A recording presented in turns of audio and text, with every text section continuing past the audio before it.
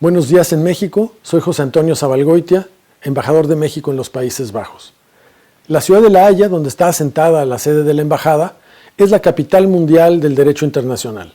Aquí se encuentran organismos fundamentales para el derecho internacional como la Corte Internacional de Justicia, la Corte Penal Internacional, la Corte Permanente de Arbitraje, la Academia de La Haya de Derecho Internacional, la Conferencia de La Haya de Derecho Internacional Privado o la sede de los mecanismos residuales de tribunales penales internacionales.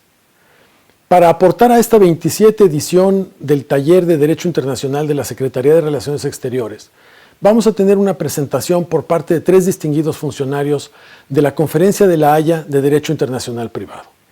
Va a estar con nosotros su secretario general, Christoph Bernasconi, el representante de la conferencia en América Latina, el abogado Ignacio Goicoechea, y también una muy distinguida abogada mexicana, miembro del Buró Permanente de la conferencia, Elizabeth Zorrilla.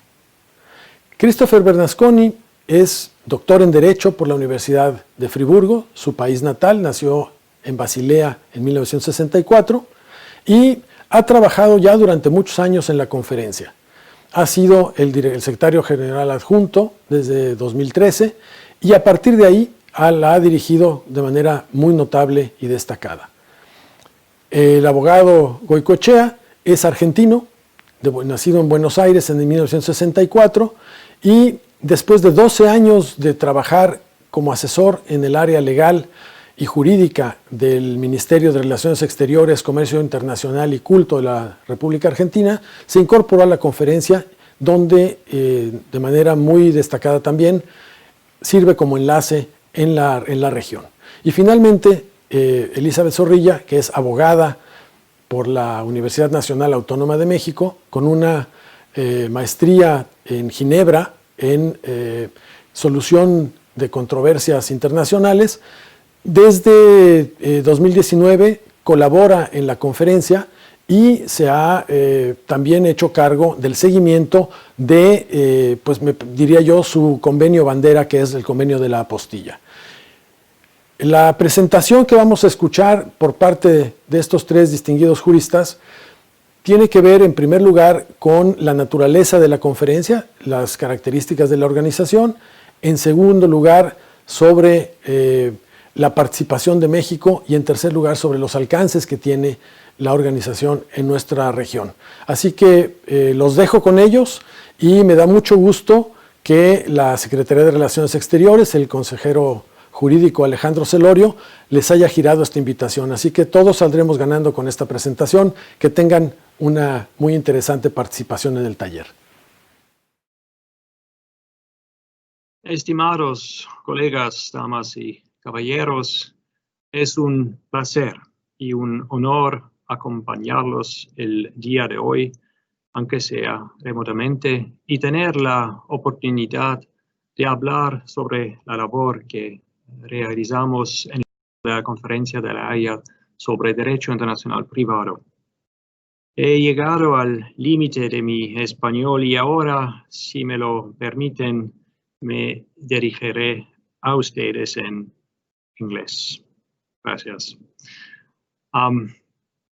I would, of course, have preferred to be in Mexico with you all, but I'm indeed pleased to be able to address you at least in this way remotely. So a heartfelt hello from the Hague Conference on Private International Law, from the HCCH in its Secretariat, the Permanent Bureau in The Hague. At the outset, I wish to congratulate the Ministry of Foreign Affairs on this really impressive and long-standing initiative. Congratulations on the 22nd edition already of this most valuable and important workshop series. And thank you very much indeed for extending us the honor to be part of this year's workshop and to contribute to your discussions. If I may, I would also like to extend special thanks to His Excellency Alejandro Celorio Alcantara, the head of the office of the legal advisor of the MFA, who kindly extended an invitation via the embassy here in The Hague, Mexican embassy here in The Hague, for myself and my colleagues to participate in this year's edition of the workshop. I had the immense pleasure and honor of welcoming Mr. Celorio to the offices of the HCCH here in The Hague during his recent visit. And I must say that I keep very fond, pleasant memories of our really interesting and fruitful discussions. And I was particularly heartened to realize Mr. Celorio's support of the work of the HCCH and the keen interest that you showed in developing the organization also, and maybe a bit more on that towards the end of this short address. The Mexican embassy was also represented at this meeting by His Excellency Ambassador Jose Antonio Zavalgoitia Trejo and legal advisor Alejandro Leon Vargas. We are very fortunate indeed to enjoy a close relationship with the Embassy of Mexico here in The Hague, and I'm most grateful for their continuing support. The active engagement of the Embassy of Mexico in our work is characteristic of the active interest of Mexico more generally. Let me just say that we have been privileged, very privileged indeed, to have a number of Mexican experts involved in our work, including Mexican private international law grades, such as Professor Jose Luis Siqueiros, Dr. Leonel Perez Nieto Castro, and of course, the late Professor Maria Elena Mancilla y Mejia. We have also been lucky to have had Mexican representation within the Secretariat, the Permanent Bureau, the La Oficina Permanente, here in The Hague over the years. In particular, I want to emphasize here the really important contributions of former Principal Legal Officer Mrs. Maya Celis, who has been with us for more than 14 years and worked in various fields of our legal work. Now we have another Mexican colleague with us, Legal Officer Mrs. Elizabeth Zoria, who joined us in 2019, and you will be hearing from her shortly about specific aspects of our work. My intention here is simply to set the stage, as it were, and I would like to start by explaining what the HCCH is and what we actually do. Well, the HCCH is an intergovernmental organization, the origin of which goes back to 1893, so we have been around for quite some time. As a matter of fact, the HCCH is the oldest of the many legal organizations and institutions based here in The Hague, the legal capital of the world. We have a very specific mandate, and that mandate is the unification of the rules of private international law. And maybe just a quick refresher on what private international law is. Well, it is, of course, this body of law that applies when a person or a commercial operator is engaged in a cross-border relation or a cross-border commercial transaction or in a cross-border legal procedure. And these situations all raise questions as to the jurisdiction, which court has jurisdiction to hear a case, which is the applicable law, what about recognition and enforcement of foreign judgments in civil or commercial matters, and what about the availability of cooperation mechanisms between states to overcome the challenges that one often faces in these cross-border situations, in particular when it comes to cross-border legal procedures.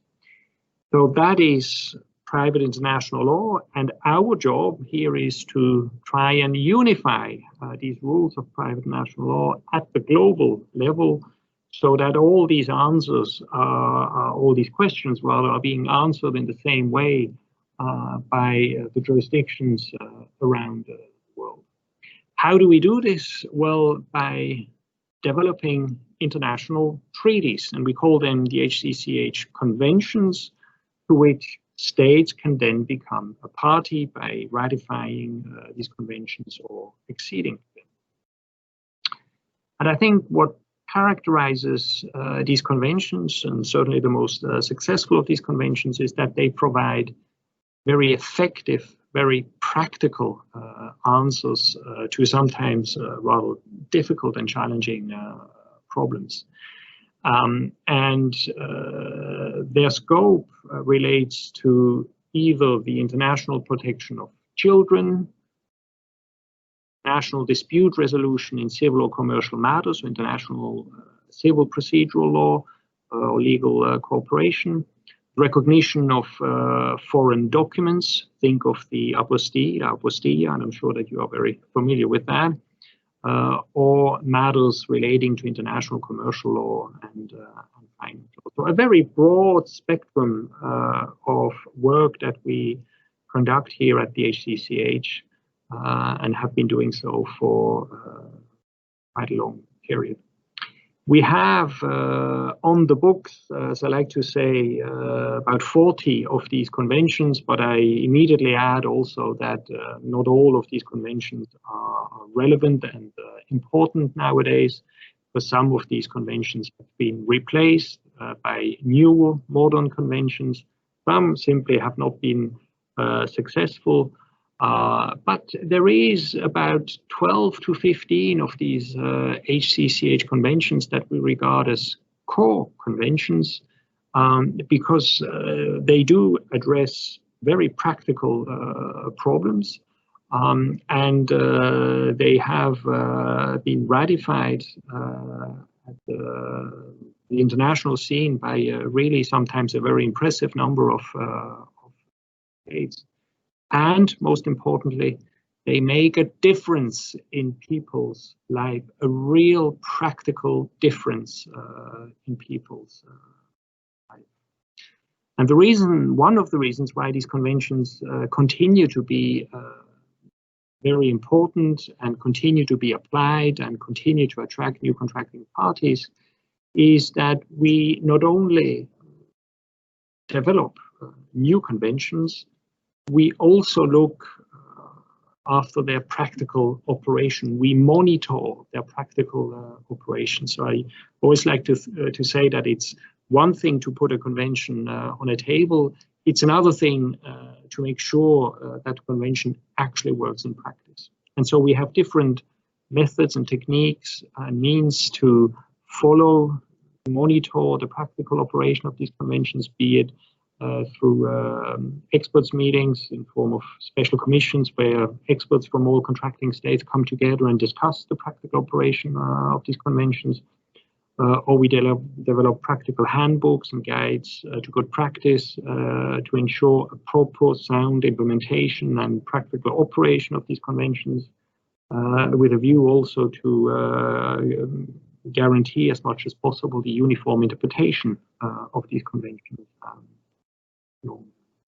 across the world.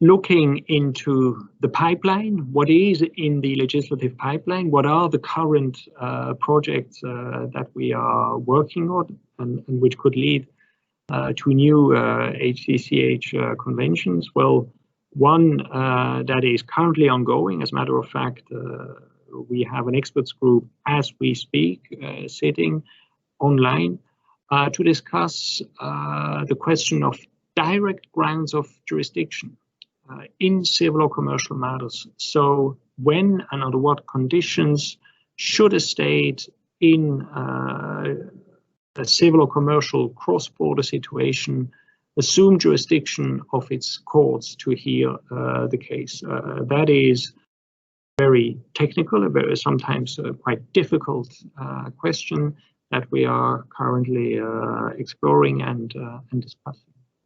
We are also discussing in the family law side of things a very equally important and challenging question of parentage, establishing parentage, so determining the parental relationship between parents and a child, including in situations where a child is born out of international surrogacy arrangements. International surrogacy is a very delicate matter, as you can imagine, and we try to assess for the moment if it's possible to come up with an international instrument that would, or a series of instruments that would address these questions effectively. We have also recently, I think, come to an end with the work of an experts group on the international protection of tourists. The result of that work is most likely not going to be a new legislative instrument per se, but rather the development of a practical guide with reference to ODR, online dispute resolution platforms, that tourists could use in situations where they faced challenges, either personal injury or severe dissatisfaction with hotel rooms or what have you. That result is still subject to the endorsement of our Council on General Affairs and Policy next March 2021 to see if this is indeed the outcome of this work. And we have started to assess and examine the question of private international law and new technologies such as distributed ledger technology, blockchains if you want, in particular relation to fintech. But that is for the future. We are going to submit a paper on these matters to our council next year and see if the council wants it to work. Now back to the more kind of general picture of the HCCH. We currently, as an organization, have 86 members.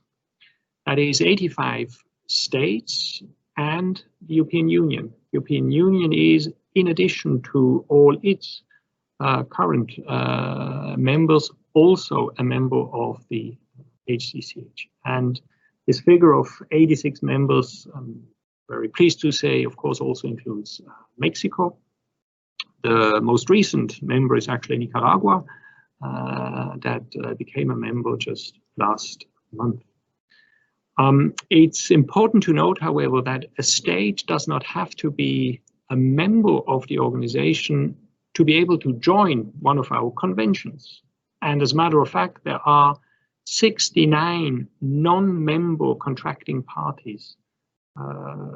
So parties that, without being a member of the organization, are party to at least one of our conventions. And that means, if you do the quick math, that more than 150 states from around the world are currently involved in our work. And I think that shows the global relevance of the work of the HCCH.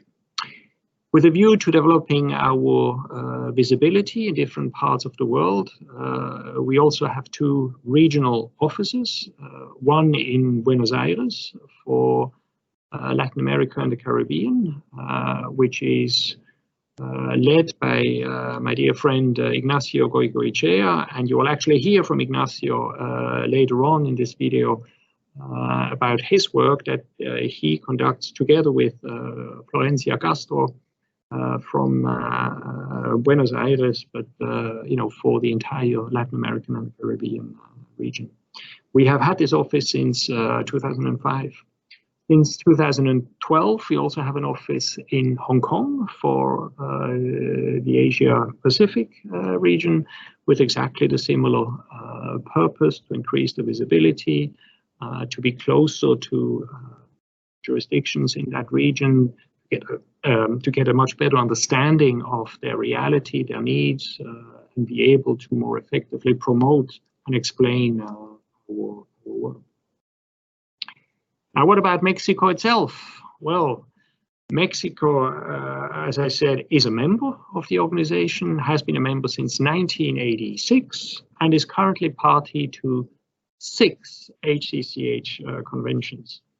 That includes the Apostille Convention, which I already mentioned. I'm sure you know it. So this is the convention that does away with legalization and greatly facilitates the production of a public document, be it birth, marriage, or death certificate, a notarial act, a public school diploma, notarial act, patent, judgment, what have you.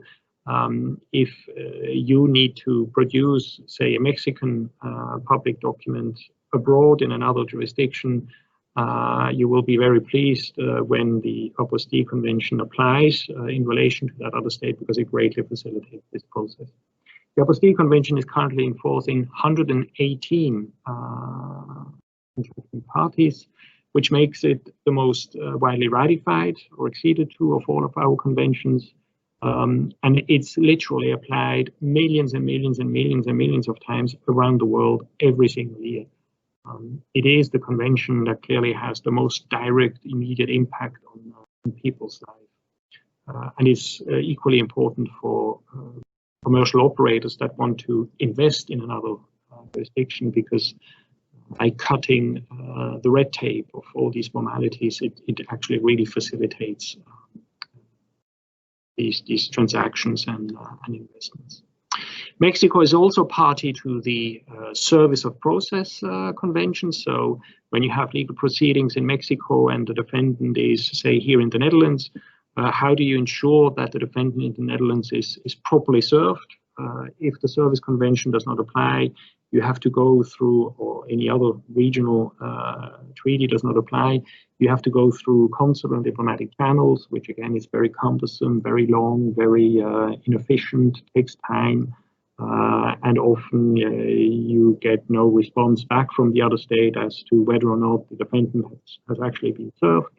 With the Service Convention, all of this becomes much more easier, because you can basically send the request for service to a central authority in the request.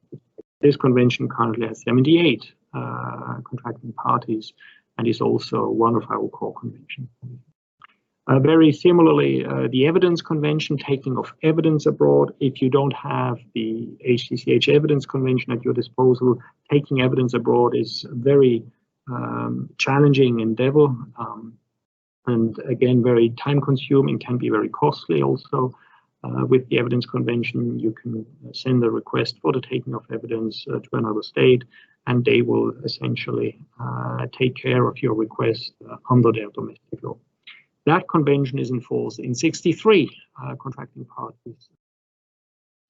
Then moving to the family law side of things, Mexico, of course, is also party to the Child Abduction Convention, which is a convention that ensures the prompt return of a child that has been removed or retained in another state by a parent. Typically, in most of the cases, close to 80% of the cases nowadays, it's the mother as the primary caretaker who is abducting the child. And with that convention, the Child Abduction Convention, you have a mechanism at your disposal that ensures the prompt return of the child to the state of habitual residence for the authorities in that state to take all the relevant decisions, including, where applicable, on custody. That convention is another very visible, very important, fundamental convention with currently 101 contracting. Then we have the Adoption Convention, the Inter-Country Adoption Convention, which is designed to ensure that inter-country adoptions only take place in the best interest of the child, and only if and when all other appropriate possibilities to keep the child in his or her state of origin, if all these options have been checked and no possibility other than inter-country adoption exists to take care of the best interest of the child, then these inter-country adoptions should proceed, based again on a mechanism of cooperation between state of origin and the receiving state, so that there is a very transparent, open procedure that eliminates all the intermediaries that in the past were engaged in these processes simply to make unlawful gains. So the Inter-Country Adoption Convention really takes care of that very important aspect. Mexico then was also the first state to become a party to our Choice of Court Convention. So we are back in the civil and commercial field. The Choice of Court Convention is a very kind of straightforward, effective convention in that if two contracting parties enter into a commercial contract, a cross-border commercial contract, they have the opportunity to add a clause in their contract that basically says any litigation arising out of this contract shall be heard by the courts of Mexico, the courts, the Netherlands, or court in any other state. Well, with the Choice of Court Convention, the result is that the chosen court must hear the case. No other court is entitled to hear the case, and the resulting judgment of the chosen court is to be recognized and enforced in the other contracting parties. In my view, a very important convention because it really provides this legal certainty and predictability that commercial operators need in a cross-border context, and it's crucial for them to know how they could eventually enforce their rights if their business transaction should give rise to any litigation. That convention currently binds 32 states and the European Union, which has become a party to this convention and binds now most of its member states. And we continue to obviously promote that convention because it is a very important one. Now, all this being said, so Mexico being party to 6 of our conventions, Mexico has not joined any HCCH convention since it acceded to the 2005 Choice of Court Convention, and that occurred in 2007. So as a matter of fact, it has been a while since Mexico joined an HCCH convention, and through this message, I would also extend an invitation to all the relevant authorities in Mexico, including, of course, the Ministry of Foreign Affairs, to really actively assess a number of other HCCH conventions, which I am absolutely convinced could bring a number of benefits to Mexico, its people, its citizens, its children, its commercial operators, and indeed, again, foreign investors. There is, for example, the 1996 Child Protection Convention, which admittedly is a fairly comprehensive convention. It deals with questions of jurisdiction, applicable law, recognition and enforcement, and cooperation in cross-border situations involving children. But the reason why I would like to particularly encourage you to look into this convention is that it also helps with unaccompanied minors. And given the challenge that Mexico and a number of other American states, Latin American states face with migrant children, coming through your state, your country, and your jurisdiction. Therefore, with the Child Protection Convention, you would have a framework to establish jurisdiction over these children, to take measures that would have to be recognized in other contracting parties. And if only for that reason, I think it would be a very important convention to consider for Mexico. The convention currently has 53 contracting parties, and the United States has signed it, and we look forward to hearing from them also if and when they will have ratified the convention. And maybe the most recent developments will help in that regard. The US, however, has ratified already another important convention, which I also wholeheartedly recommend to Mexican authorities, and that is the 2007 Child Support Convention, which is all about the effective recovery of maintenance, child support in another jurisdiction. So take the example of a mixed couple in Mexico. The US father goes back to the US, stops paying alimony for the child, and the mother, well, with the HCCH Child Support Convention, you will be in a position to effectively recover this maintenance obligation from the father in the US, and therefore help the child and the mother back in Mexico, and also ensure that the mother doesn't have to rely on social services in Mexico. So from an economic point of view, this is actually also a very important convention. And again, one that I wholeheartedly recommend for assessment by Mexican authorities. 42 contracting parties to this convention as we speak. There is also an access to justice convention with currently 28 contracting parties, which is basically designed to do away with all forms of discrimination between nationals and people habitually resident in contracting parties, and to guarantee equal access to justice across the board. There is, of course, also the most recent convention, the Judgments Convention, 2019, which we adopted a bit more than a year ago, which is about the recognition and enforcement of foreign judgments in civil or commercial matters. I like to refer to this convention as a potential game changer, because for the first time, the world community, largely represented here in The Hague, has given itself, on the basis of full consensus, an international instrument that facilitates the circulation, the recognition and execution of foreign judgments.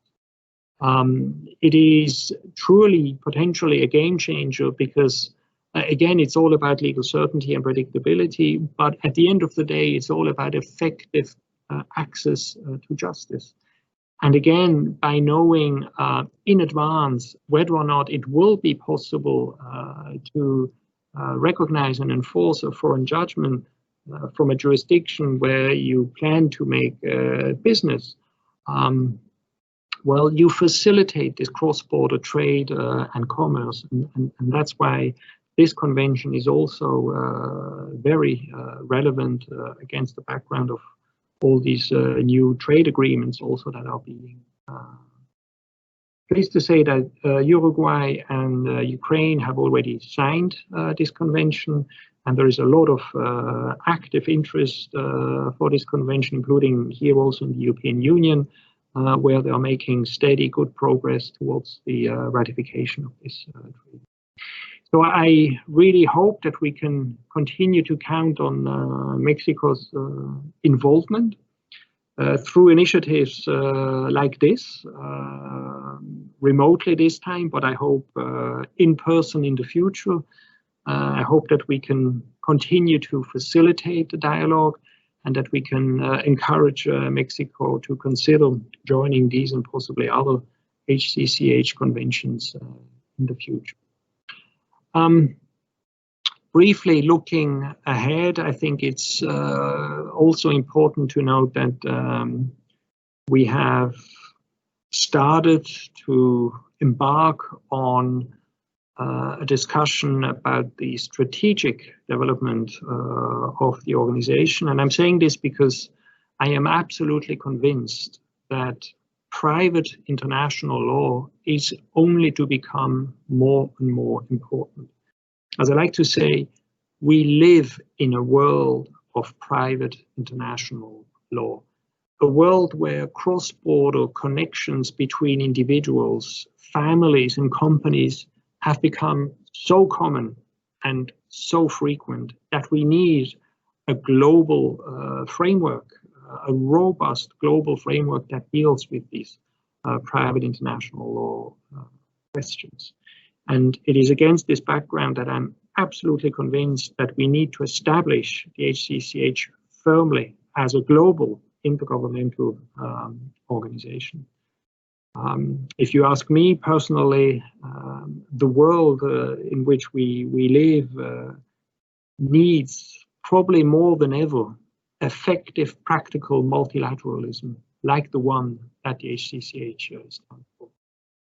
Again, our work has real direct impact on people's lives. It is a form of multilateralism to which people can relate because they see the benefits, the immediate practical benefits for them. And I think with just a bit more support from the world community, we could really lift the organization to the next level. And I say just with a little bit more support from the world community, because you have to understand that we are a very small organization. I have been talking now for, I don't know, half an hour about our legislative work, our post-convention services, our preparations for negotiations also that we do as the Secretariat. Well, you have to know that in total here at the headquarters, we are about 25 colleagues. Ignacio and Florencia in Buenos Aires, and there are 3 colleagues in Hong Kong. So we are about 30 people in total in the Secretariat to look after all this work. The budget is about 4.2 million euro, which is, frankly speaking, ridiculous for an organization with our global mandate. I think it also shows how effective and efficient the organization is, and as we want to expand the organization, I think it's equally important to keep in mind and to think about how we can keep the organization effective and efficient. But I have absolutely no doubt that we need to lift the HCCH to the next level if we want to secure its relevance and make it, again, a truly universal, inclusive organization, the work of which is visible and related to by all those who could benefit from it around the world. So as you can see, a lot of work ahead of us, a lot of exciting work, a lot of exciting strategic developments.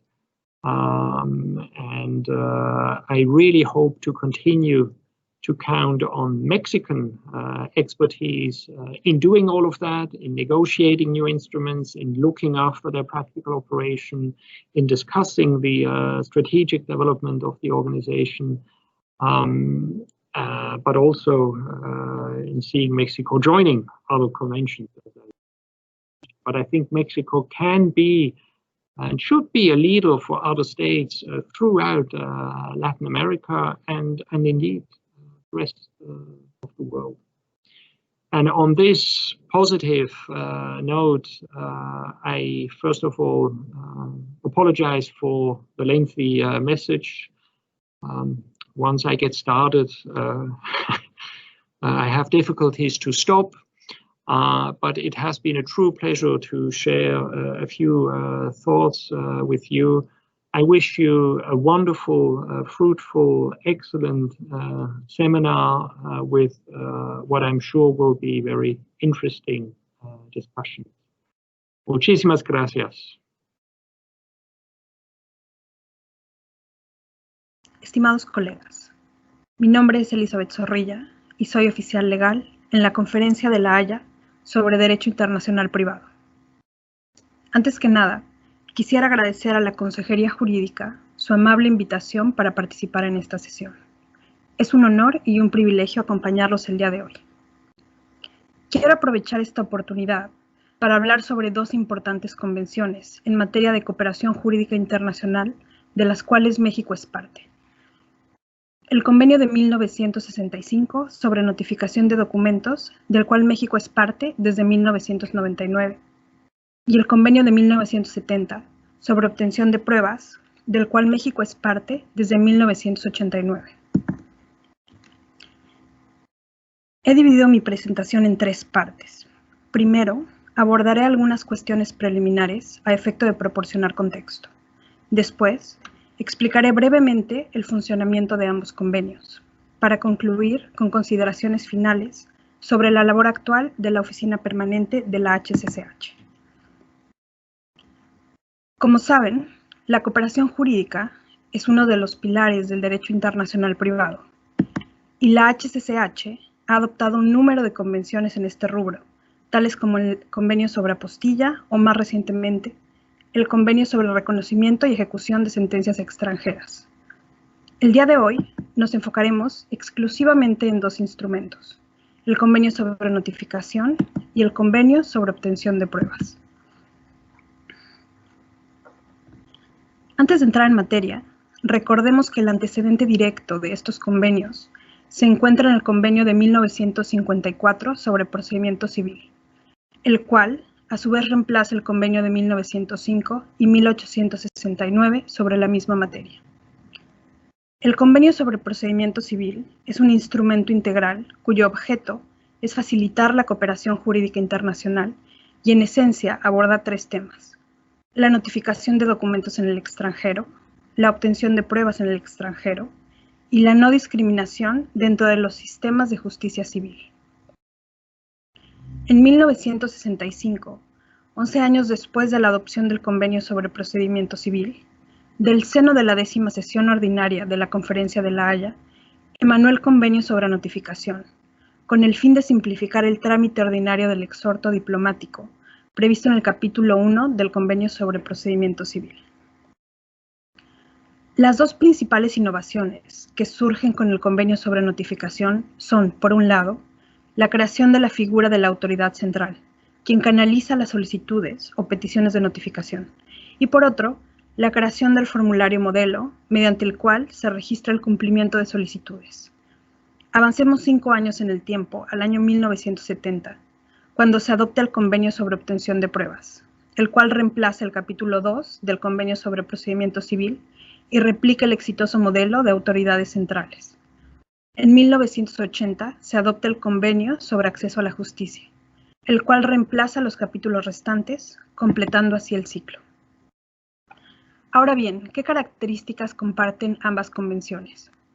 Por un lado, los convenios no buscan modificar los sistemas de notificación u obtención de pruebas vigentes en ningún país, sino que buscan asegurar la tramitación eficiente y efectiva de las solicitudes de cooperación de mero trámite y probatorias, lo que se conoce en la doctrina como primer nivel de asistencia.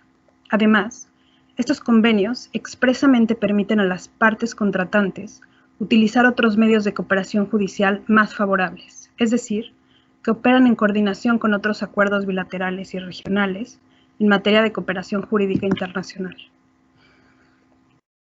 Otro aspecto común en ambos convenios es la posibilidad de utilizar medios electrónicos para, por ejemplo, transmitir peticiones, efectuar notificaciones o facilitar la comunicación entre autoridades. Esto es posible gracias al lenguaje neutral de ambos convenios respecto del uso de tecnologías de la información bajo la premisa de la equivalencia funcional. Como lo ha confirmado en diversas ocasiones la Comisión Especial, la cual es una reunión de expertos de diversos países, convocada por el Secretario General de la HCCH, con el fin de revisar el funcionamiento de los convenios, y cito, «La letra y el espíritu de los convenios no constituyen obstáculo alguno para la utilización de tecnologías modernas, y la aplicación y el funcionamiento de los convenios puede mejorarse aún más mediante su uso». Fin de la cita. Pero para que esto sea verdaderamente efectivo, es necesario que las disposiciones de derecho nacional reconozcan los efectos jurídicos de un documento electrónico, eliminando así la necesidad de copias impresas. Esto representa un cambio de paradigma, el cual requiere una actitud proactiva y que, de lograrse, hará más eficiente el funcionamiento de los convenios y extenderá el acceso a la justicia para todos.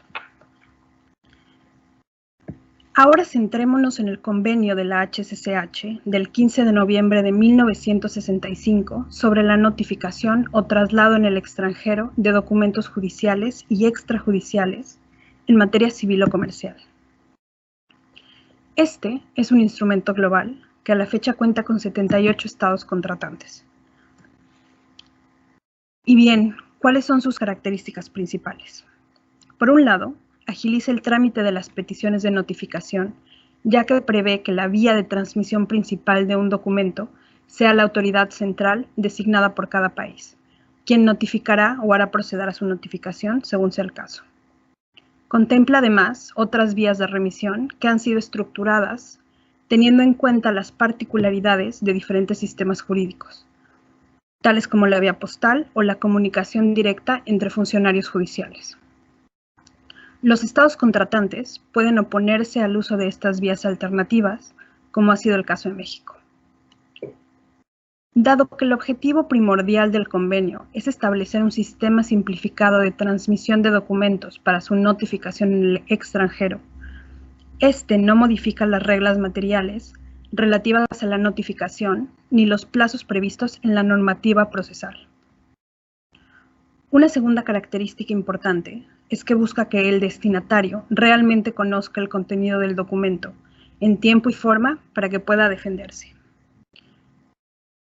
Esto se logra gracias a la adopción de un formulario modelo integrado por 3 partes: la petición de notificación, el certificado de cumplimiento o incumplimiento según sea el caso, y los elementos esenciales del documento, el cual describe la naturaleza y objeto del documento a notificar. El certificado establece una presunción de validez de la notificación, así como que los documentos han sido conocidos por el destinatario en tiempo oportuno para organizar su defensa. ¿Cuándo se debe aplicar el convenio? Cuando un documento deba ser transmitido de un estado parte a otro para su notificación. Para determinar si un documento efectivamente debe ser transmitido al extranjero, se aplica el derecho del foro del estado requirente, y por eso se dice que el convenio no es obligatorio. Ahora bien, una vez que el derecho nacional determine que un documento debe ser transmitido al extranjero para su notificación, el convenio debe aplicar. Esto se conoce como el carácter exclusivo del convenio. El documento puede ser un documento judicial, es decir, relacionado con un litigio, o extrajudicial, como podrían ser actos notariales o requerimientos de pago. El documento debe versar sobre la materia civil o comercial, interpretando estos términos de forma autónoma, sin hacer referencia a alguna ley específica. Esto implica que materias como seguros o laboral están cubiertas por el convenio. Finalmente, se debe conocer la dirección del destinatario del documento. Ahora pasemos al funcionamiento del convenio y veamos las 3 vías de transmisión de peticiones. ¿Cómo funciona la vía principal? Como podemos ver en el siguiente diagrama, la autoridad competente del estado requirente, también denominada autoridad remitente, transmite la petición de notificación junto con los documentos a notificar a la autoridad central del estado requerido. La autoridad central, a su vez, procede a ejecutar la petición o bien ordena su ejecución de alguna de las siguientes maneras. Por regla general, se notifica conforme a las formas prescritas por la legislación del estado requerido.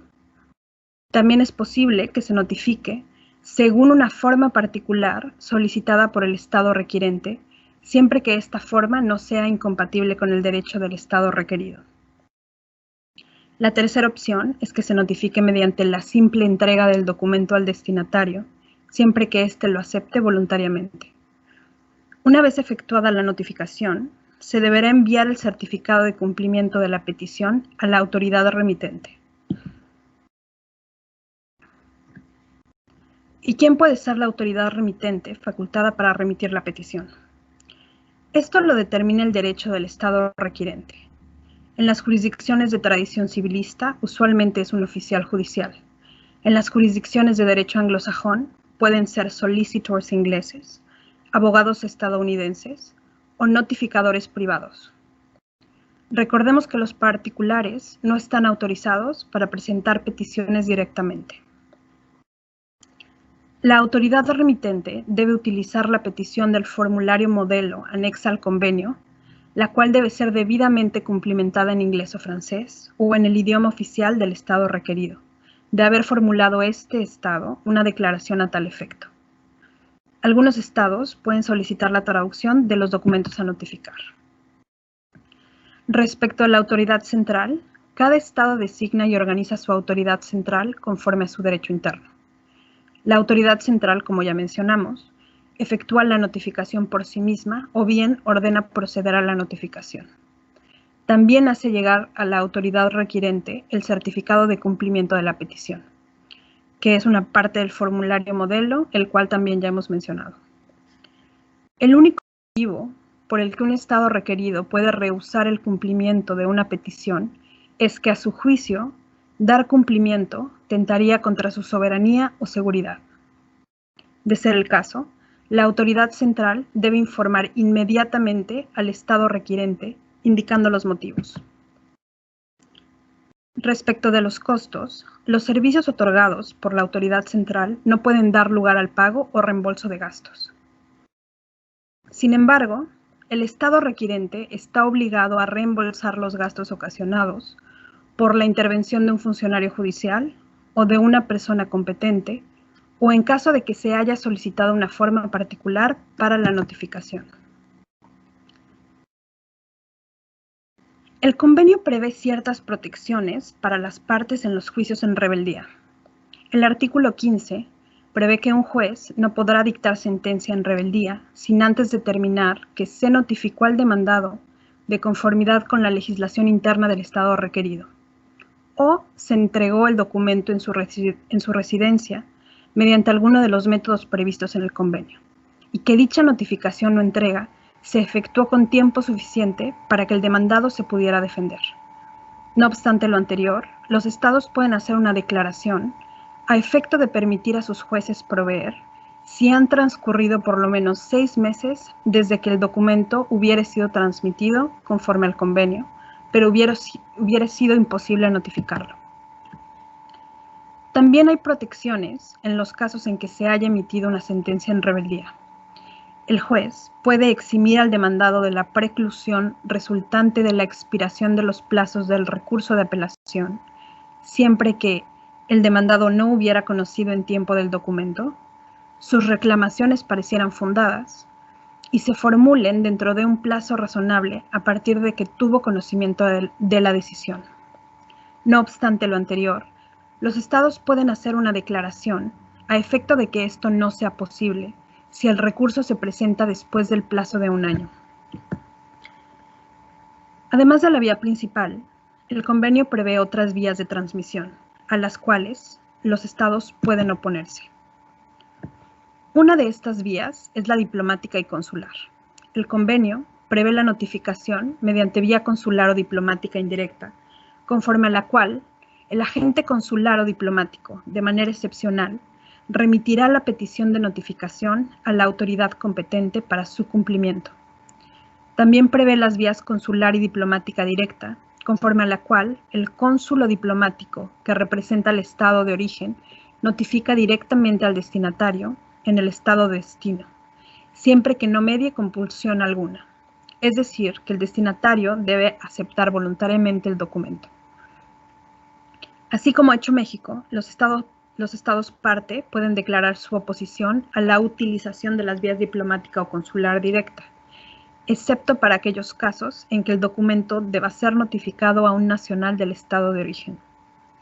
Otra opción es la vía postal, conforme a la cual los estados pueden remitir directamente por vía postal únicamente documentos judiciales a las personas que se encuentren en el extranjero, siempre que la legislación del estado de origen permita la notificación por correo y que el estado de destino no se oponga a notificación mediante dicha vía, como es el caso de México. La tercera opción es la comunicación directa. El convenio reconoce el beneficio de la comunicación directa entre las autoridades competentes y entre autoridades y otras personas interesadas a efecto de efectuar la notificación en el extranjero. Los estados parte también pueden declarar su oposición a esta vía. Respecto de las vías derogatorias, el convenio permite a los estados parte derogar la vía principal y vías alternativas mediante acuerdo mutuo para dar paso a vías de transmisión más favorables previstas en otros tratados o en el derecho doméstico de algún estado contratante. Ahora pasemos a examinar el convenio de la HCCH de 18 de marzo de 1970 sobre la obtención de pruebas en el extranjero en materia civil o comercial. Este cuenta con 63 estados contratantes. Sus características son las siguientes. Por un lado, mejora el antiguo sistema de cartas rogatorias, al adoptar la figura de la autoridad central para la transmisión y procesamiento de exhortos, al eliminar el requisito de legalización y al refinar las reglas respecto del contenido de las cartas rogatorias, su idioma y costos de ejecución. Por otro lado, amplía los métodos de obtención de pruebas en el exterior. En este punto es importante hacer una acotación sobre los diferentes enfoques en la obtención de pruebas entre la tradición civilista y de derecho común. En los sistemas jurídicos civilistas, la obtención de pruebas se considera en gran medida una función del Poder Judicial, y en muchos países, la obtención de pruebas para procedimientos judiciales extranjeros es un acto judicial que, si lo realiza una persona no autorizada, supone una vulneración de la soberanía judicial de ese Estado. Por esta razón, algunos países han adoptado leyes que penalizan la obtención de pruebas fuera del marco de un tratado internacional. En cambio, en el derecho anglosajón, la obtención de pruebas es vista como una función de las partes y sus representantes, y es común emplear comisarios designados por un tribunal o funcionarios consulares para obtener pruebas en el exterior. Para zanjar estas diferencias, el convenio introdujo la posibilidad de emplear cónsules y comisarios. Permite que las cartas rogatorias se ejecuten siguiendo un método o procedimiento especial, si así lo solicita el Estado de origen, y permite que las partes y sus representantes estén presentes durante la ejecución de la carta. El objetivo general de la Convención es mejorar la cooperación judicial mutua, no prevé reglas sustantivas para la obtención de pruebas. Existen dos sistemas principales, separados e independientes, para la obtención de pruebas conforme al convenio. El de cartas rogatorias, en virtud del capítulo 1, y 2, la posibilidad de recurrir a funcionarios diplomáticos y consulares o comisarios, en virtud del capítulo 2. Los estados pueden objetar a la aplicación total o parcial del capítulo 2 en su territorio, como es el caso de México. Adicionalmente, los estados parte pueden desviarse del convenio en favor de tratados con condiciones más favorables. Examinemos el sistema de cartas rogatorias. Se puede emitir una carta rogatoria para solicitar la obtención de pruebas o bien la realización de un acto judicial. ¿Qué tipo de acto judicial? En concreto, nos referimos a medidas para la preservación de evidencia. Ciertos actos judiciales, tales como la ejecución de sentencias o medidas cautelares, recaen fuera del ámbito de aplicación del convenio. La solicitud debe formularse en el contexto de un procedimiento judicial presente o futuro. El procedimiento debe de ser de carácter civil o mercantil, entendido en sentido amplio. Se pueden emplear los medios de compulsión previstos en la ley del Estado requerido. Las cartas rogatorias también se pueden emplear para solicitar lo que se conoce como Pre-Trial Discovery of Documents, o descubrimiento de documentos, que es el proceso por el cual una parte solicita, de la contraria, categorías de documentos que pueden ser relevantes en el juicio. Ahora bien, los estados parte tienen la posibilidad de hacer una declaración a efecto de no aceptar cartas rogatorias que tengan por objeto el descubrimiento de documentos, o bien pueden especificar concretamente que no ejecutarán cartas rogatorias redactadas en términos muy amplios, que no especifiquen concretamente la evidencia que se solicita y su relevancia en el marco del procedimiento de discovery, Este último es el caso de México, quien ha formulado lo que se conoce como una exclusión calificada. Ahora pasemos al funcionamiento del capítulo 1. Como muestra el diagrama, la autoridad judicial del Estado requirente emite una carta rogatoria solicitando la asistencia de una autoridad competente en el Estado requerido para la obtención de pruebas, las cuales serán utilizadas en procedimientos judiciales en el Estado requirente. Al preparar la carta, se recomienda el uso del formulario modelo disponible en la página web de la HCCH, ya que la carta debe contener cierta información prescrita por el convenio, como son los datos de la autoridad requirente y de las partes, la naturaleza de la demanda y las pruebas a obtener o el acto a realizar. Adicionalmente, la carta puede especificar si el testigo tiene la posibilidad de rehusarse a dar evidencia conforme a algún privilegio, como lo es el secreto profesional, o conforme a algún deber en virtud del derecho del Estado requirente. La carta también podrá especificar, por ejemplo, si las partes o sus representantes desean estar presentes en la ejecución, o podrá requerir el uso de un procedimiento especial para el cumplimiento de la carta. La carta puede ser transmitida a la autoridad central del Estado requerido por una autoridad judicial, por alguna otra autoridad facultada o por la parte interesada siempre que se lo autorice la Corte. La autoridad central remitirá la carta a la autoridad competente para su ejecución conforme al derecho del Estado requerido, o bien conforme a un método especial solicitado, como puede ser el uso de videoconferencia o la posibilidad de conducir un interrogatorio estilo common law o cross-examination, salvo que el método sea incompatible con el derecho interno o de imposible cumplimiento. Una persona puede rehusarse a rendir testimonio o entregar un documento en virtud de un privilegio o una obligación existente de conformidad con el derecho del Estado requerido, del Estado requirente o de un tercer Estado. Una vez ejecutada la carta, se deberían enviar los documentos que establecen la ejecución por el mismo canal por el que se recibió la carta. La ejecución no dará lugar al reembolso de tasas o gastos, salvo por ciertas excepciones, y solo podrá denegarse la ejecución de la carta cuando en el Estado requerido la ejecución no corresponda a las atribuciones del Poder Judicial o por cuestiones de soberanía y seguridad nacional. Ahora veamos el funcionamiento del capítulo 2. En virtud del capítulo 2, es posible que un funcionario diplomático o consular obtenga sin compulsión evidencia en el país donde ejerce sus funciones, con el permiso de la autoridad competente.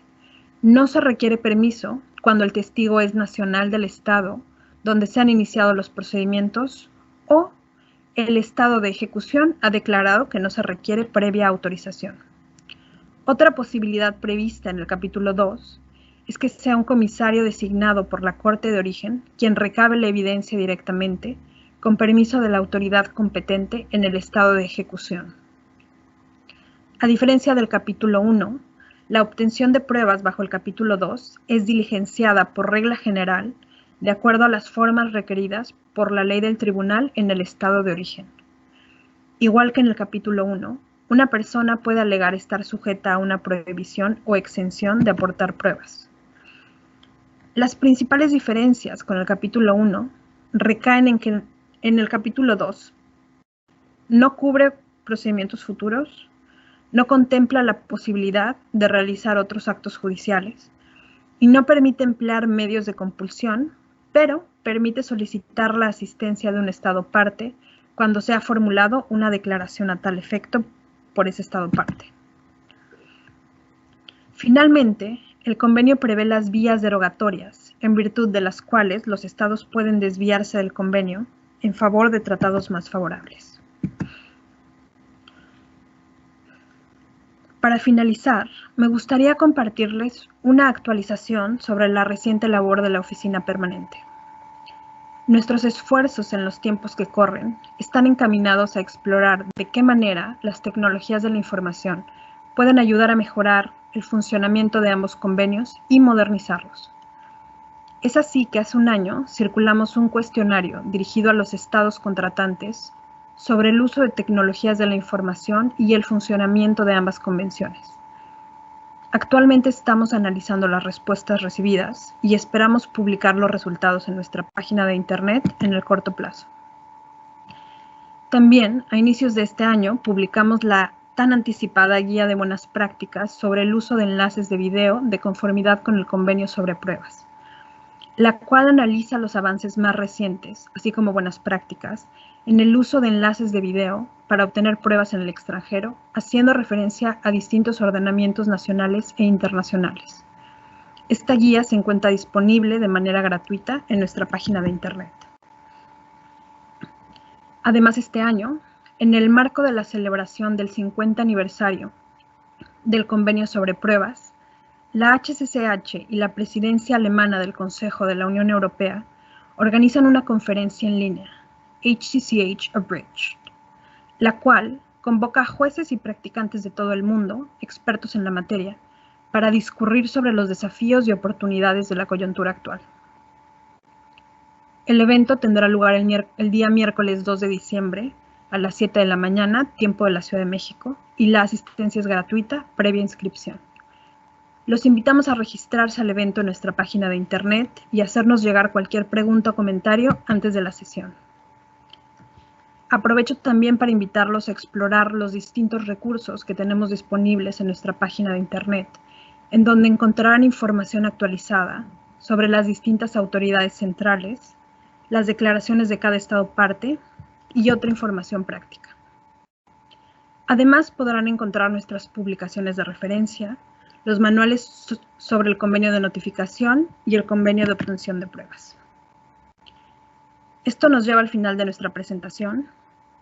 No me queda más que agradecer su atención y quedo a su disposición para cualquier duda o comentario.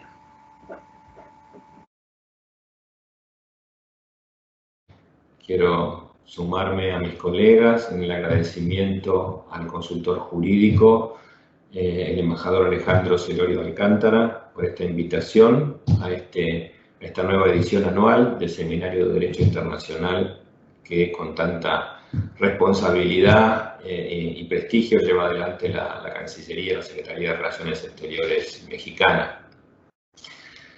En la presentación breve que quiero compartir con ustedes hoy, me voy a referir al trabajo de la oficina regional brevemente, luego a algunos desafíos que consideramos tiene la Conferencia de La Haya en la región, y yo diría en el mundo, y algunos aspectos sobre el rol de México como miembro de la Conferencia de La Haya.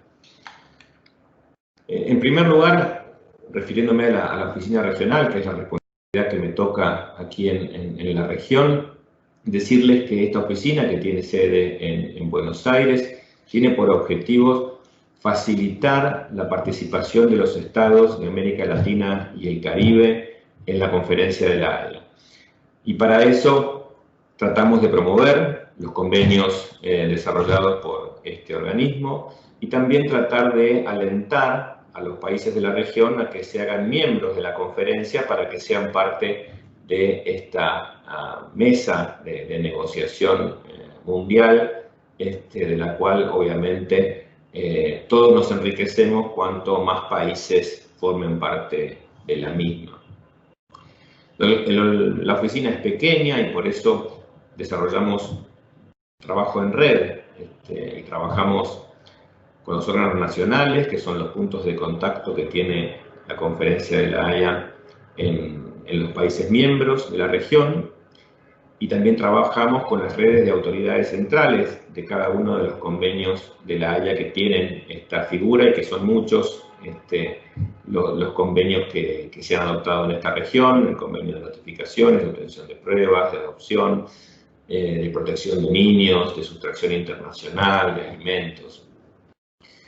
Y también trabajamos coordinadamente, en la medida de nuestras posibilidades, con otras organizaciones internacionales que trabajan temas de derecho internacional privado en la región, como es la OEA, como son instituciones iberoamericanas, como la Corte la Corte Judicial Iberoamericana, la reunión de ministros de justicia de Iberoamérica, con la APEC, con el Mercosur, con el CARICOM, casi todas organizaciones de las cuales México o forma parte o es Estado observador. Explicado un poco brevemente este rol que tiene la oficina regional en la región, me gustaría compartirles algunos desafíos que vemos en la región y yo diría inclusive a nivel global para la conferencia de La Haya. Y como gran objetivo está esta idea de ser realmente globales, universales, inclusivos, que la mayor cantidad de países del mundo pueda utilizar las herramientas que desarrolla este organismo porque son en beneficio de todos, y que haya más países también otra vez que se sienten a esta mesa de negociación, a detectar necesidades de la comunidad internacional y desarrollar las herramientas que puedan abordar estos problemas para hacer más fácil la vida de las personas. El otro desafío, ya quizá más concreto que venimos detectando, es la severa demora que tienen los estados en incorporar los convenios de La Haya a su ordenamiento interno. Hoy hablaba el secretario general de unos 14, 15 convenios que llamaríamos clave, y si miramos el listado vamos a ver que hay muchos países de la región a los cuales falta incorporar muchos de estos instrumentos, y si hiciéramos un poco un promedio de tiempo ya a nivel global, veíamos que se demoran décadas para que estos instrumentos alcancen por lo menos a la mitad de los miembros, unos 45 estados. Esto tendría que realmente abreviarse, porque si estamos dando una solución para la comunidad internacional que fue detectada hoy, la solución que construimos y que siempre demora un par de años la negociación de un nuevo instrumento debería llegar lo antes posible a las personas y no esperar décadas, porque entonces quizá la solución ya no tenga la efectividad o no sea la apropiada para ese entonces, o por lo menos quedarían muchas situaciones sin cubrir por esta extrema demora otra vez en poner a disposición la herramienta de las personas que la necesitan. ¿Y por qué se demora tanto en incorporar estos convenios internacionales? Creemos que uno de los factores es la invisibilidad del derecho internacional privado en general entre los decisores políticos, ¿no? El derecho internacional privado parece más bien un tema de expertos que se conoce entre la gente que maneja otra vez este tema, pero en las agendas políticas no parece como prioritario incorporar un nuevo instrumento, no parece como prioritario dedicarle recursos humanos al análisis de nuevos instrumentos. Y la prueba quizá más concreta la vemos, por ejemplo, en las cancillerías, ¿no? Me toca visitar mucho las cancillerías de la región y me encuentro que el funcionario que tiene que incorporar un nuevo instrumento de la Conferencia de La Haya también tiene muchos otros temas en su escritorio, entonces le cuesta dedicarle el tiempo que requiere el análisis detallado de un nuevo instrumento, y recordemos que después del análisis que puede hacer una cancillería va a haber opiniones de otras instituciones involucradas, después va a haber un poder legislativo que tendrá que aprobar el instrumento, y estos procesos otra vez se van extendiendo en el tema. Entonces creemos que la falta de prioridad como tema de interés político y por ende también la falta de recursos para desarrollar estos temas probablemente expliquen en gran medida la demora que se sufre para la incorporación de estos instrumentos. Y creo que es importante ya resaltar el rol que tienen los miembros en este organismo, que otra vez que tiene una oficina permanente muy pequeña, como la describía hace instantes el secretario general. Verdaderamente el trabajo de la Conferencia de La Haya se desarrolla mayormente por sus miembros. Sus miembros tienen como una doble tarea, ¿no? La tarea de trabajar a nivel externo, o sea, dentro de lo que sería el trabajo de este organismo, es decir, participar en negociación de nuevos instrumentos, en grupos de trabajo, en grupos de expertos, en las comisiones especiales que evalúan el funcionamiento de los convenios que ya existen. Y otra dimensión del trabajo del miembro que es puertas adentro, que es el trabajo para la incorporación de los nuevos instrumentos y para la optimización del funcionamiento de estos instrumentos que ya existen. Así que vemos ahí ya una tarea importante para cada uno de los miembros, como es el caso de México, ¿no? El trabajo que tiene que desarrollar en el seno de la Conferencia de La Haya y el trabajo que tiene que desarrollar a lo interno de su sistema para poner en funcionamiento estas herramientas. Entonces, si me permite, me gustaría poner un poquito el foco en el rol de México como miembro de la Conferencia de La Haya. Y ahí me gustaría comenzar destacando las grandes virtudes que tiene México, ¿no? Empecemos por la Secretaría de Relaciones Exteriores, que por ejemplo, organiza este evento y nos permite llegar a muchas personas dándole cierta visibilidad al derecho internacional privado que, vuelvo a insistir, sufre de invisibilidad. Así que vemos una Cancillería, una Secretaría de Relaciones Exteriores mexicana muy consciente del derecho internacional privado, participa activamente en nuestras reuniones. Vemos una Secretaría de Relaciones Exteriores que además funge como autoridad central en varios convenios y desarrolla esta tarea de autoridad central con mucha responsabilidad, tanto en el área de derecho de familia como en cooperación jurídica. Tenemos una relación muy fluida desde la oficina en La Haya y desde la oficina en Buenos Aires con las autoridades centrales en México. México tiene una importantísima Academia de Derecho Internacional Privado y Comparado, la AMEDIP, y tiene innumerables expertos que ya han pasado algunos y otros nuevos, pero es realmente un gusto participar y me ha tocado, representando a la oficina de La Haya, participar en reuniones de la AMEDIP y tiene un excelente nivel. A nivel judicial, México tiene también un gran desarrollo. La CONATRIB le ha dado mucho apoyo al trabajo de la Conferencia de La Haya, especialmente en tema de sustracción de niños, por ejemplo.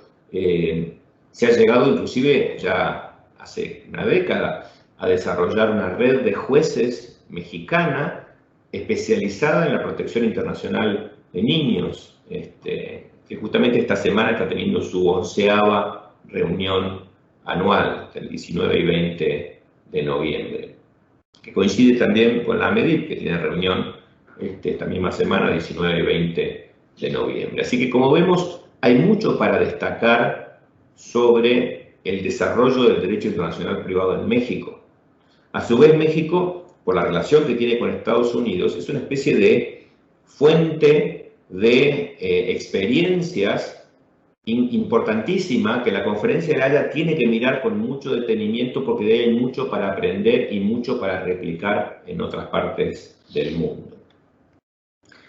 Entonces, ya un poco redondeando la presentación, uno podría preguntarse, pero bueno, con todo esto que viene describiendo, ¿qué más podría hacer México como miembro de la Conferencia de La Haya? Y recordarán que el secretario general hoy hablaba de que vivimos en un mundo de derecho internacional privado, aunque no sea tan evidente para algunos, el día a día de las personas transcurre cruzando fronteras, trabajando, estudiando en el extranjero, o sea que necesita la comunidad internacional un sistema robusto, decía el secretario hoy, de normas, de infraestructura jurídica para atender esas necesidades. Y hace falta un poco más de apoyo de la comunidad internacional para desarrollar y poner en funcionamiento estas normas. Entonces, ¿qué se le podría pedir a México con todo este potencial que tiene para impactar en este campo, tanto a nivel interno como internacional? Bueno, a nivel interno me sumo a las sugerencias también que hacía el secretario general. Tiene un convenio sobre obtención de alimentos en el extranjero de 2007, que felizmente tenemos entendido que ya está en fase de implementación, que la Secretaría de Relaciones Exteriores y demás autoridades ya tienen la decisión política de ratificarlo, así que ojalá ese trabajo se concluya pronto. Y hay dos convenios más que citaba el secretario general, el convenio de 1996 sobre protección internacional de niños, y él hablaba de la importancia para los niños no acompañados, por ejemplo, y también como complemento del convenio de sustracción de 1980, del cual México ya es parte. Me parece que sería bueno prestarle atención a este instrumento y ojalá pronto también ponerlo a disposición de los operadores y así poder proteger a los niños. Y el flamante convenio sobre reconocimiento y ejecución de sentencias de 2019, creo que huelgan los comentarios, el primer instrumento global que va a permitir la circulación de las sentencias por los distintos países del mundo que incorporen la herramienta. Y como buena noticia, no sé si todos están al tanto, pero la reunión de la AMEDIP, de la Asociación Mexicana de Derecho Internacional Privado y Comparado, este año incluyó en su programa considerable atención tanto al convenio de 1996 como al de 2019. Así que los que puedan, los invito a que participen de esta reunión anual de la AMEDIP y van a tener varias presentaciones sobre estos dos convenios y ojalá sea de alguna manera un impulso para agilizar la incorporación de estos instrumentos al ordenamiento jurídico mexicano. O sea, eso sería a nivel interno. A nivel internacional, creo que México, por su tamaño, por su importancia en la región, es un líder natural, participa de distintos otros organismos internacionales y áreas de cooperación, como puede ser la APEC, como es el Espacio Iberoamericano, como es la OEA, como es observador de CARICOM y del Mercosur. Creemos que México puede aprovechar oportunidades para promover tanto los convenios de la Haya en sí como herramientas para de esa manera generar infraestructura jurídica en estos otros espacios que veníamos nombrando de cooperación regional, como también invitar a otros estados a que sean parte como miembros de la Conferencia de la Haya para que haya una mayor diversidad y universalidad dentro de este ordenamiento del cual, otra vez, México forma parte y es líder. Tal vez México también podría ayudar con este tema de la visibilidad del derecho internacional privado entre los decisores políticos? Creemos que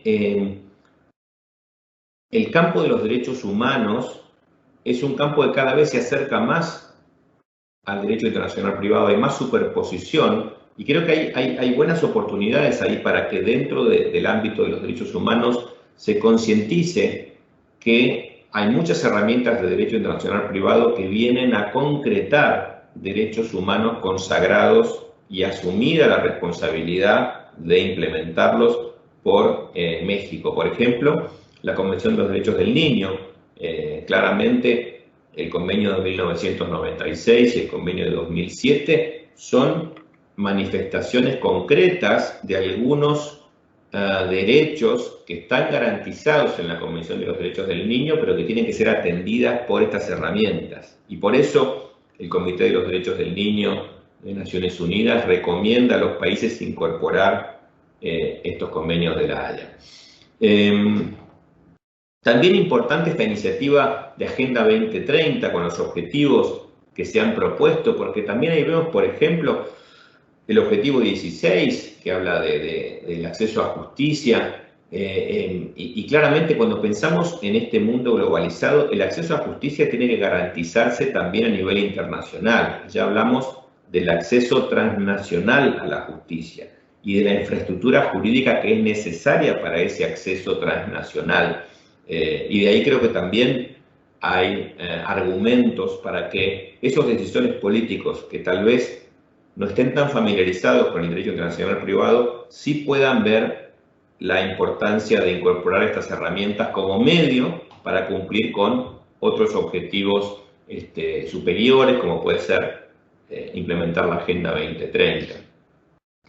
Y desde el punto de vista comercial también, ¿no? Vemos en general muchos países que quieren desarrollar infraestructura que facilite el comercio internacional, la inversión extranjera.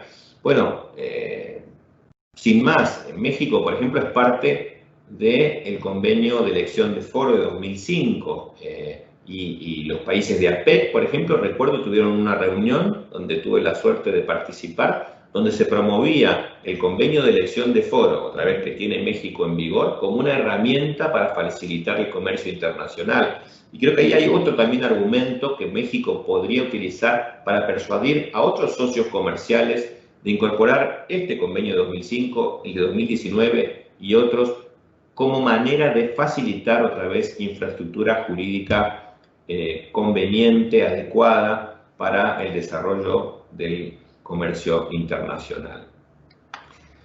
Y quizá otro rasgo distintivo de México que me parece muy importante de la Secretaría de Relaciones Exteriores es que hizo algo que no muchos países han hecho, que es un vínculo con el sector académico. Yo les comentaba al principio de la presentación que muchas cancillerías no tienen recursos humanos para analizar nuevos convenios, para desarrollar derecho internacional privado o inclusive para seguir las negociaciones de los instrumentos en la Conferencia de La Haya y en otros foros que generan convenios internacionales. Pues bien, México tiene un modelo muy interesante de asesores académicos de la Secretaría de Relaciones Exteriores. Y este modelo ya está generando réplicas en otros países. Yo recuerdo en el 2018 hicimos una reunión en Buenos Aires donde México mostró este ejemplo y lo presentó como una forma de fortalecer esos recursos que muchas veces faltan en el sector público. Y a raíz de esa reunión, la Cancillería Argentina, con posterioridad, incorporó también un grupo de asesores académicos para asesorar la consejería legal o asesoría jurídica de la Cancillería. Y también llegó la misma idea al Paraguay, y el Paraguay también hoy está analizando la posibilidad de incorporar asesores jurídicos. Creo que este es un modelo que también México puede mostrar al mundo, a otros países, y que sería muy beneficioso que otros miembros de la Conferencia de La Haya también tengan este puente con el sector académico que tiene tanto para aportar a un sector público que siempre está tensionado por las urgencias, por las necesidades y a veces no puede por eso avanzar como quisiera incorporando convenios internacionales y desarrollando el derecho internacional privado. Así que creo que hay sobradas razones para afirmar que México tiene mucho que aportar para el derecho internacional privado en general y para la Conferencia de La Haya en particular.